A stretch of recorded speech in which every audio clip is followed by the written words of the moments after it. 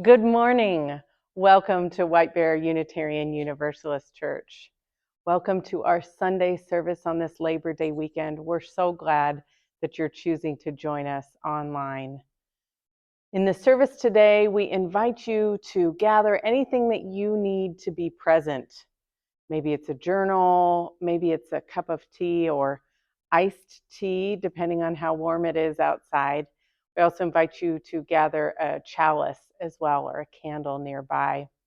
By the way, I'm Reverend Jessica Clay. My pronouns are she, her. I'm your lead minister, so happy to be here with you this morning. Also, there will be parts of this service where we ask you to take whatever device you're watching this on outside if you're able. So just to be a little prepared for that. Welcome to White Bear Unitarian Universalist Church, where we gather under these values of courage, reverence, and compassion. It is so good to be together.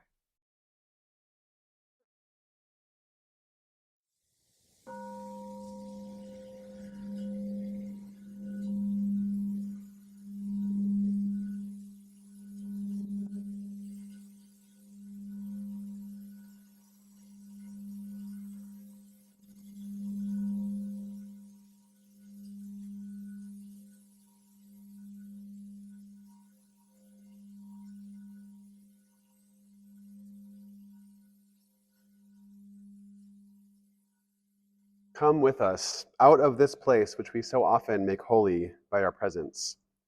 Come into a new space today, one that we create across space and time, which we can still make holy by our online presence and our out-of-time engagement with it. Come into this space with all your vulnerabilities and strengths. Come with your questions and curiosities. Come with a curious mind and an open spirit. For here in this space that we create together, we have no need for hiding or for facades. We expect each other to embody our full and authentic selves.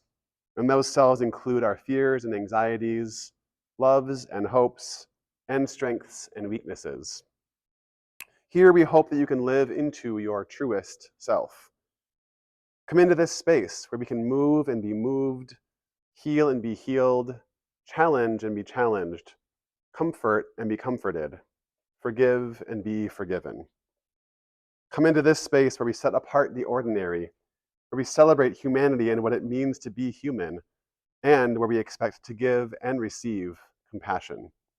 Come into this space, which together we make holy. I'm Reverend Jack, and my pronouns are he, him. Hello, everyone. My name is Jordan Blair Palladino, and I use he, him pronouns. Welcome to my home. We've been discussing Florilegia, sparklets, and sacred texts for quite some time this summer, and it got me thinking about the material that has really spoken to me over the last year. I read a lot, but time and again, it's music that really pulls on me in those intangible ways and impacts my soul. I love listening to full albums and feel there's something inherently special about diving deeply into the world that an artist has crafted for you. And I figured today I would share some thoughts about a record that I absolutely adore that you may not have ever known had existed. Parannoul, an independent artist from South Korea, released a stunning mix of shoegaze, post-rock, and emo in 2021 called To See the Next Part of the Dream. This record will affect you deeply without needing to understand a single lyric. Every chord, every drum pattern, every inch of distortion and layered instrumentation works to infect you with a deep desire to relive and remember simpler times. It is an album about growing up, about becoming a functioning member of society with adult responsibilities, and about thinking that's kind of a raw deal. It's a sad Gen Z kind of punk. Instead of fighting against the system, we're just going to drown it out, pile so many melodies on top of each other that you can't hear how disappointed you are in yourself. I'm a pretty forward-oriented person, and I don't carry many regrets. I don't dwell in the past, and I certainly don't pine for the comfort of better days behind me. My worldview generally demands that better days are always ahead, open and waiting to be stumbled into at a million miles an hour. Which is why when I put this record on and I feel the thick weight of my past settle on top of me, I almost drown in it. There's a unique melancholy to nostalgia, a type of sadness rooted in our inability to return. knowing that every day we're farther away in time and as people from that point, and scared that we might forget entirely who we once were. I've never felt the content sadness of nostalgia so strongly as when I listened to this album, but there is hope buried in here as well. Through this complex tapestry of sound, Parannoul reflects on his progress of becoming an adult and how painful it is to leave the ease of youth behind. My favorite lyric off the project captures this moment in life so clearly. My goals are becoming more and more clear, but my purposes are becoming more and more meaningless. Today, we light the chalice for the strength to stand on our own. As to see the next part of the dream asks all of us, how will you spend your time now that it's yours?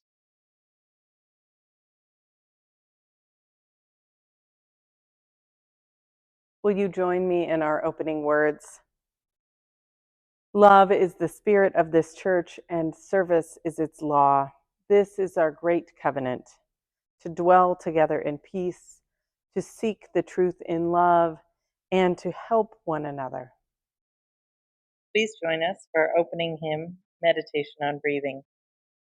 When I breathe in, I breathe in peace. When I breathe out, I breathe out love. When I breathe in, I breathe in peace. When I breathe out, I breathe out love. When I breathe in, I breathe in peace. When I breathe out, I breathe out love. My name is Amy, and my pronouns are she, her. In a moment, we're going to share a story together, but first I'd like to invite us to engage with this text through a sacred reading practice called Lectio Divina, or divine reading. This is a practice that asks us to just sit with a text, to meditate on it, and to hold space for the deeper meaning of the text to come alive in the here and now. In this practice, we are not analyzing the text, but instead we are called to be in conversation with it. In this adaptation of Lectio Divina, we're going to invite you to engage with the story through 4 steps. The first step is called Lectio, or reading. During this stage, we will simply just read through the text. In this stage, it's important to not leap ahead and look for deeper meaning within the words, but to just sit with the story and pay attention to how they rest within you and the feelings that they awaken. Just hold the words. It is so tempting to want to race ahead to the next steps here, but I encourage you to just try your best during this step to just listen and receive the words as they are spoken. For the second step is called meditation. During this step, we will read the text a second time, but this time you can start to engage with the words and the feelings that it brings up for you. You can ask, what is the deeper meaning found in this text? The third step is called oratio or prayer. It's a conversation. And for this step, we're going to read the text through for a third and final time. And this is the time when we can be in conversation with the text. We can ask, where are the deeper meanings showing up for us in our lives today? For the fourth step of Lectio Divina, it's called contemplation and action. And during this step, we're going to play some music for you. We won't read the story through a fourth time. We'll just play some music, and you can contemplate, what is the text calling you to do in your life? And so the story this morning that we're going to share is from The Gates of the Forest, from a novel by Holocaust survivor and Nobel laureate Elie Wiesel. And again, in this first reading of the text, we invite you to just sit with the text, listen to the words, don't look for any deeper meaning, just receive the words as they are read.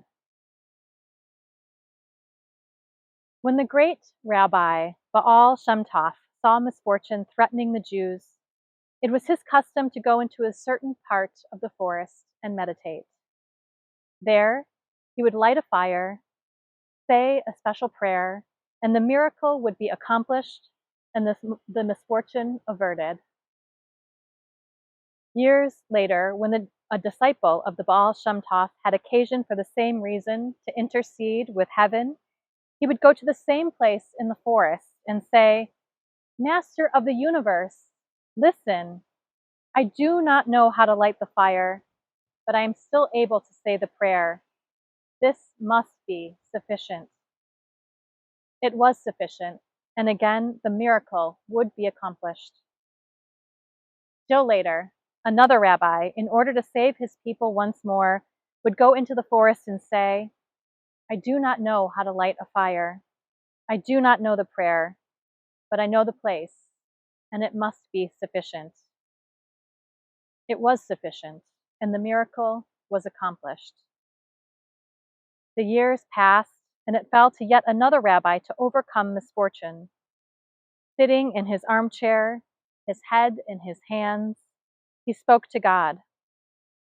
I am unable to light the fire. I do not know the words to the prayer. I cannot even find the place in the forest. All I can do is tell the story, and this must be sufficient. And it was sufficient.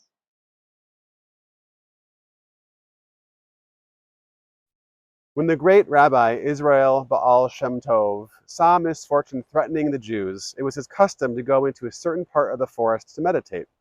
There he would light the fire, say a special prayer, and the miracle would be accomplished and the misfortune averted.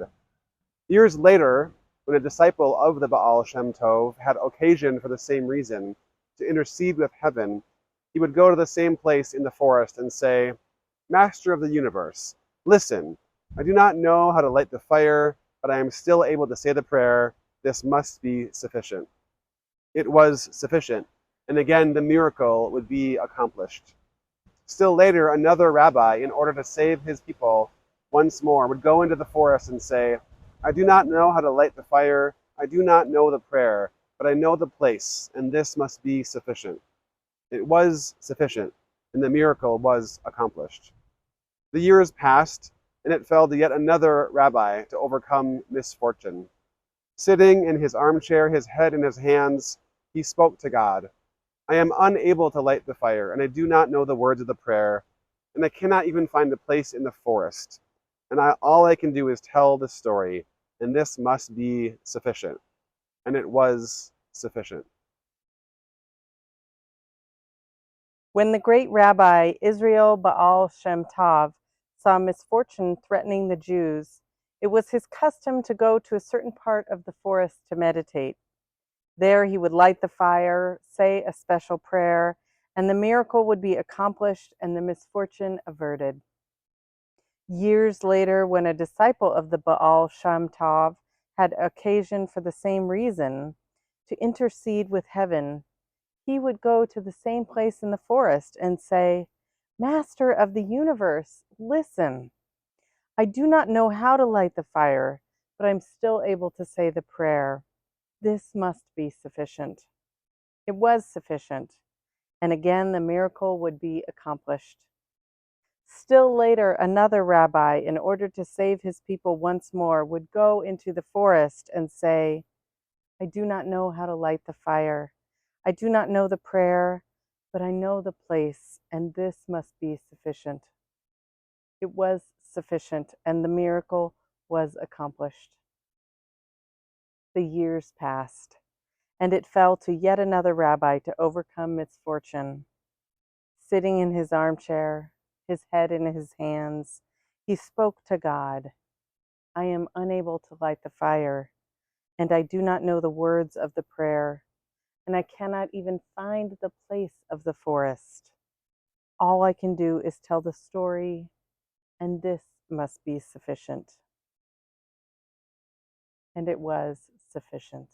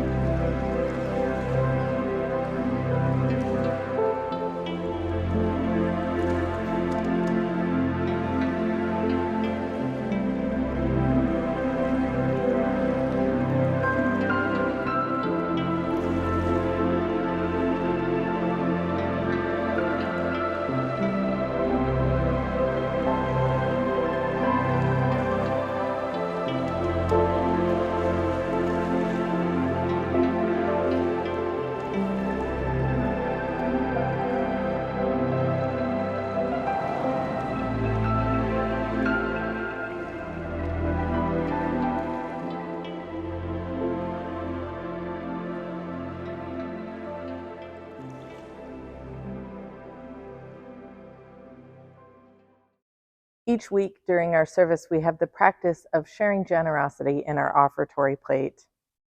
Our offertory plate sometimes goes to outside organizations nominated by some of you and picked by our Social Action Committee. And other weeks, the offertory plate goes towards the work of keeping this church open, of keeping the lights on, the air conditioning running in the summer, the heat in the winter, the work of keeping our beautiful sanctuary up to the task of being a place of sanctuary for all.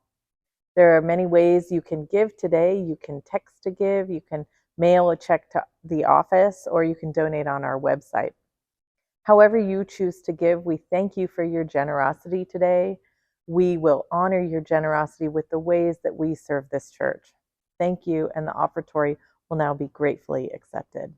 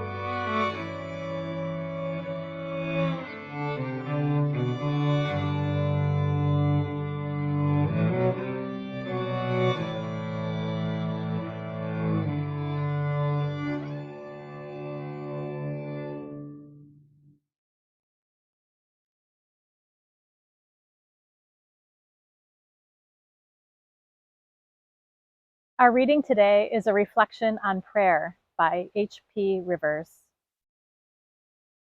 The part of me that is still Catholic by heritage can't stop lighting candles. The part that is pagan uses them to cast spells and set intentions. The part that is human is learning that sometimes all we can do is bear witness. I cannot always change the pain in the world, but I can acknowledge it. I can set a candle on my desk and remind myself that there is suffering dancing in the flame. I can send a photo to a friend, to the group chat, to the mother of the child in the hospital, to say, I cannot lessen your pain, but I can sit with it with you, even from a distance. The heat of it fills my chest with a love that is too big to be only mine, profound enough to be godly. The precariousness of it, contained now in jar or chalice, but capable of escaping to cause destruction at any time, reminds me that tomorrow it could be someone I love, lighting a candle for me. Sometimes there is no reprieve from the pain of this world. Sometimes it is too big and too obvious to ignore. My grandfather did not take me to church to change the world. He took me to church to light a candle. At 6 years old, all toothless grins and sidewalk chalk, he brushed my forehead with holy water and told me about the rows of prayers side by side, whispering to each other and God. At 17, he sent me to the Vatican and said, "Light a candle for the family." I light candles for my family, the family that knows no form, no patriarchy, no mothers or fathers or leaders or sheep, my family of spirit, my family of love, my family of tears and sweat and holding and grace, dancing together in the flame toward a brighter tomorrow.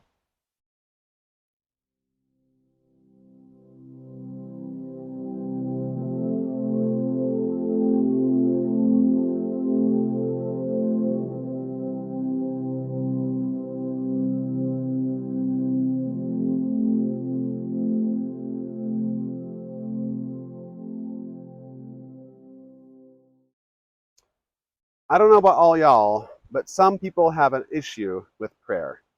Now, I don't mean to sound harsh about this, and please understand that I have also had issues with prayer throughout the years. But today, I'm inviting you into a practice of strategic discomfort. Throughout our lives, many of us have encountered various forms of prayer. Some of them have been beautiful, and some of them have been strange. Some of it might have been unsolicited and felt like a form of judgment. And some of it has been innocuous and forgettable. For some people, prayer has been harmful at times. I think about a time for myself when my grandfather was sick and I was encouraged to pray for him. My understanding was that if I prayed hard enough and in the right way, he would get better. But as it turns out, he passed away from an aneurysm the size of a grapefruit. My prayer seemingly did nothing. This was one of the first moments where my faith was really shaken, and I started to distrust the power of prayer, as it had been explained to me. I don't know about the rest of you, but for me, prayer was often described a little like a list for Santa. And for me, that led to disappointment and heartbreak.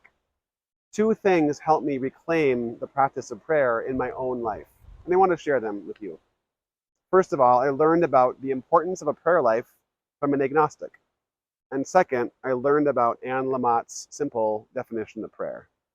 Okay, so first things first. I finished seminary still identifying as a Buddhist-leaning agnostic, and I went to an internship where my supervisor described herself as an apathetic agnostic, as in an agnostic that was purposely removing herself from the tug of war of is there or is there not, the whole discussion of theism, atheism. She chose to focus instead on a humanistic approach to life, where we don't just sit around and wait for a higher power to enact good in the world.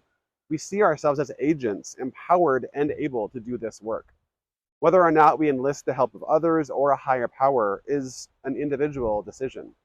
Then one day I came to her with a big struggle I was having, and her question for me was, "How is your prayer life?" Coming from a fairly vocal agnostic, who was occasionally the president of the UU Humanist group, this question surprised me. As you can imagine, I stumbled through an answer which was both less than satisfying for me and for her, but her question sat with me for quite a while. And a while later, we talked about this seeming incongruity about how a person like her could have, and encourage me to have, a prayer life. And she talked about the importance of a prayer life not depending on a higher power. People don't exclusively pray to enact the will of a higher power. Some people do, but some people pray for different reasons. Sometimes they pray so that they can better articulate what it is that their spirit is longing for. Some people pray to articulate their belief and hope in something bigger than themselves and their own brains. Some people use prayer as the main highway that they use to escape the kingdom of their mind that they rule over. When they want to check in with their body or their spirit or some other part of their being. Just the very act of praying helps some people understand that they're not in charge or in control of everything around them. While I was studying Islam for my world religions class, I committed to a regular practice of praying a Sufi body prayer 5 times per day. This practice involved moving my body through various gestures that matched up with some simple words. And 5 times per day, I bowed down on the earth and placed my forehead on the earth. I take on this same position regularly in my yoga practice, and it's powerful. It is literally humbling because it brings you down to earth, the humus of the soil. It grounds you and also reminds you that there are bigger forces than you at work in our universe. I recommend this practice and this reminder for all of us. And now to the second element that helped me reclaim a bit of a prayer life, Anne Lamott. She describes prayers as 3 simple words, and they are a transformative 3 words. Help, thanks, wow.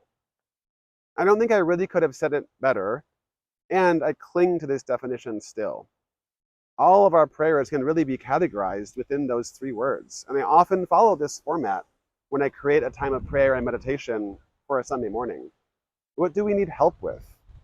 And P.S., asking for help can be hard. What are we grateful for? This list could go on, and sometimes it should, but other times it's a hard list to create. And then leaving space for awe and wonder, the wow, or as we call it at WBUUC, reverence. Reverence is one of our driving values that informs our mission here, and it is an important and helpful way to encounter the world. I wonder what prayer means for you all and how you might engage with this practice.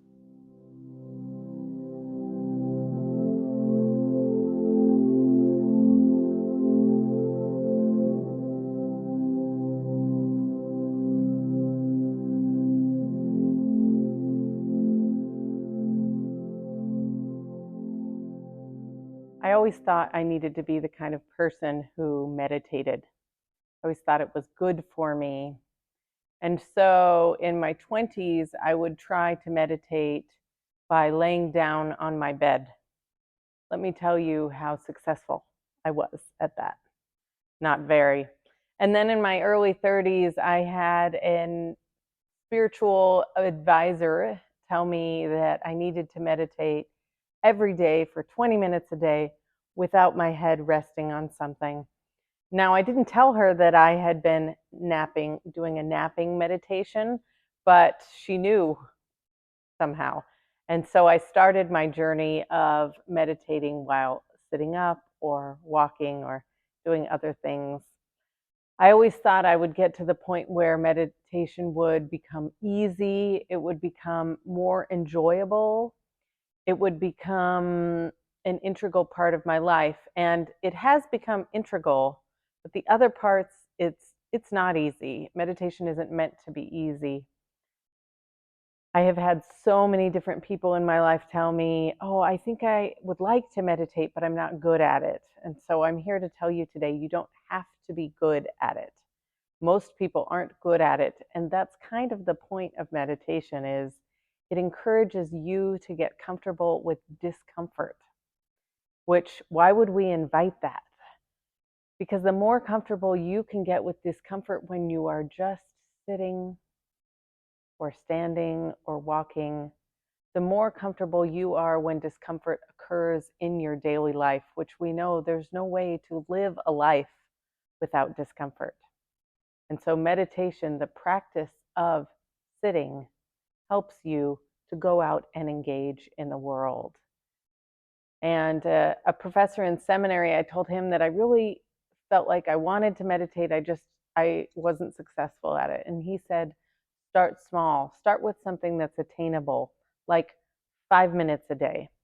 Because oftentimes, maybe you were like me, where I thought, okay, I need to do an hour a day. And so I would do it for the first day, and maybe I'd do 30 minutes the second day. And by the third day, forget it. So if you are just beginning a practice, maybe today or tomorrow, I invite you to start small. There are many different guided meditations that you can find on the internet, or I use the Insight meditation timer, and they have guided ones, or they just have a bell that will ring. You can set the time. You could sit for 3 minutes, but allowing yourself the space to just sit is a gift that you can give yourself that doesn't cost anything except intention. Sit and notice what arises. Notice what stories you may be making up about narratives in your life.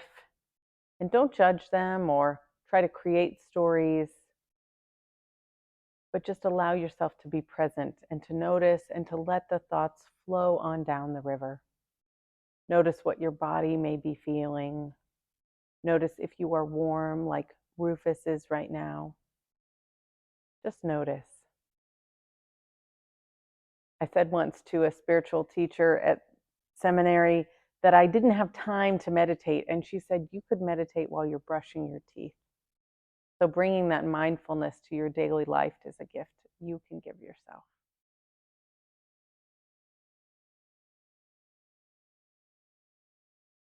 And now I invite you to settle into where you're sitting. If you're sitting or you're choosing to do this meditation risen, I invite you to set anything down if you have them in your hands. Tune into your body. Cast your eyes down or close them. Notice if there's any noises in your background, things that might be distracting you. Just bring your attention to them and then bring it back to your breath. We're going to take a few moments where you just pay attention to your breath. Notice the sensation of it entering your nose and filling up your lungs and exiting your mouth. No need to take big, dramatic breaths here. Just simple ones, the act of everyday breathing, bringing our attention to it.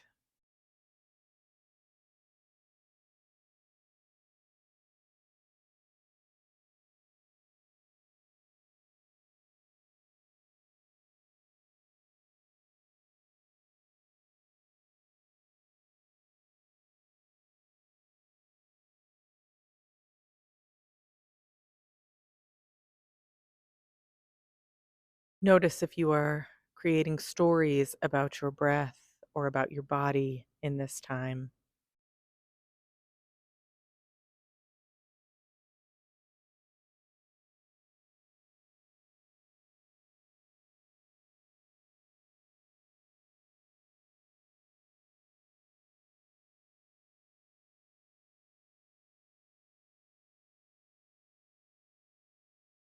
Bring your heart to kindness for yourself and your mind to a gentleness of returning attention to your breath.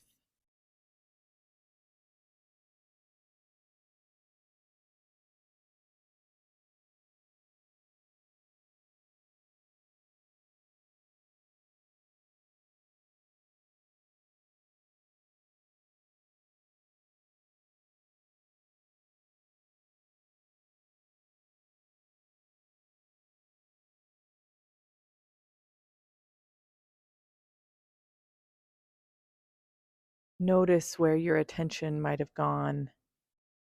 You might be thinking about what's for lunch or what you're going to do after you watch this service, and I invite you to just return to the present without judgment. Bring your attention back to your breath.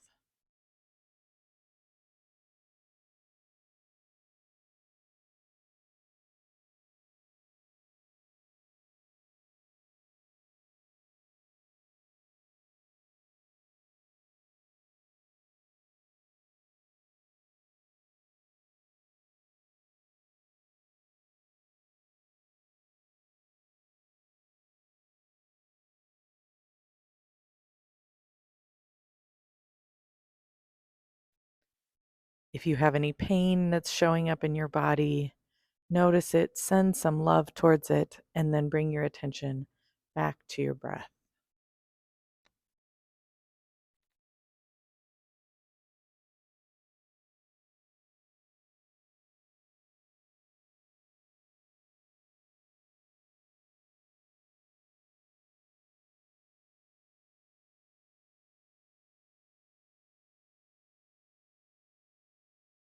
Notice thoughts that might be coming to your mind. You might be planning or living in the past.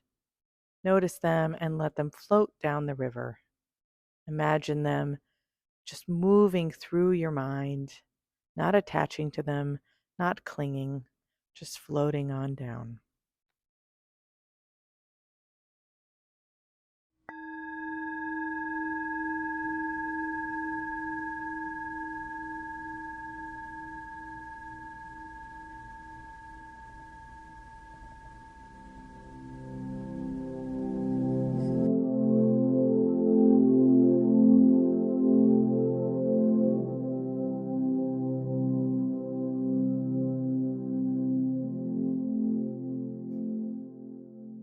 As we prepare to engage in the spiritual practice of a moving meditation, I invite you to inhabit a beginner's mind. Instead of thinking ahead as to what your next thought might be, the invitation here is to be present right where you are. This practice is a regular one of mine, and it takes on many forms. Moving meditations look different for all different people. You might enjoy walking slowly around a labyrinth, or even going on a jog, a stroll. Once upon a time, I was training for a triathlon, and I just couldn't find peace with the practice of swimming, laps. Then I talked to somebody who loved swimming and found it to be meditative. This possibility gave me pause. He said that he literally saw it as a breathing practice, with swimming happening as well. I always saw it as a swimming practice while struggling to breathe. Once I was able to view it differently, it became a meditative practice for me. The calming rhythms of my breath calmed my mind and eased my body, my struggle. I was able to see swimming as a meditative practice. I hope that you will find a movement that works for you, whatever that is. And the invitation for this moment is to move with us. If you have a portable device and earbuds, you can take us with you wherever you go for your moving meditation. Another option would be to just observe this meditation and then do your own later today. However you engage this practice, I encourage you to notice what you notice. Let your mind wander a bit and don't judge yourself if you fixate on certain thoughts. In the practice of meditation, I've been instructed to imagine that I'm sitting still on a stone next to a river. If I notice an unwanted thought in my brain, I just imagine that it is floating on the river. I notice it and let it float on by without judgment or fixation. There might even be more thoughts that float on by, and they don't have to be struggled against. You can just notice them and let them float on by. This practice involves holding onto a spirit of curiosity. Remain curious about what's happening with your body, with your thoughts, and with your spirit. And now, join me on a moving meditation.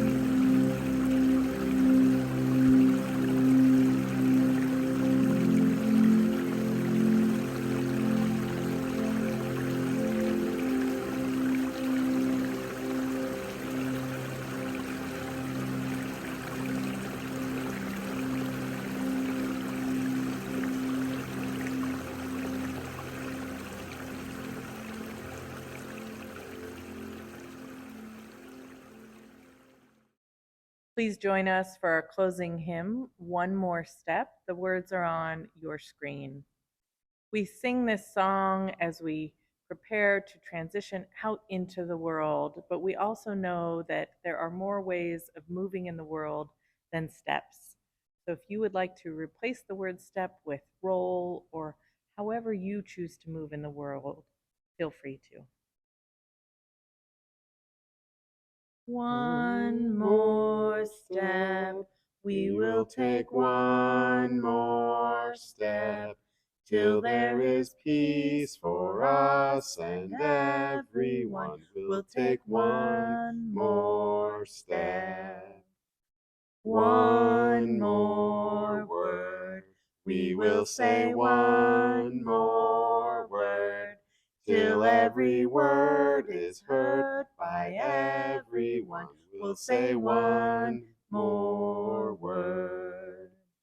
One more prayer, we will say one more prayer, till every prayer is shared by everyone. We'll say one more prayer.